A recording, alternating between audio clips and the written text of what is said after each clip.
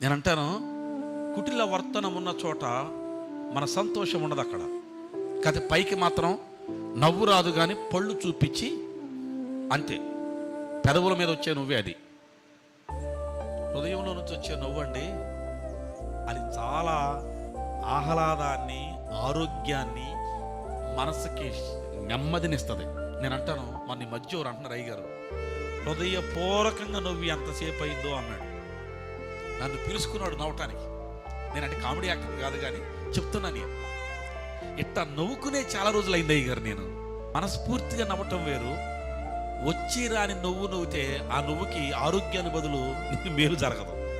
ఎందుకని లోపల, అందుకని కుటిల వర్తనలు, అక్కడ నుంచి ఇదంతా వస్తున్నా. నేను ఆనందం ఉంటుందా?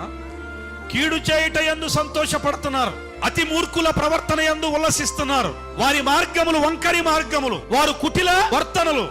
ఇలాంటి వారికి సంతోషం ఉండదు. దేవుడే లేకుండా చేస్తాడు వారిలో సంతోషాన్ని. ఆ సంఘములో దేవుడే లేకుండా చేస్తాడు సంతోషాన్ని.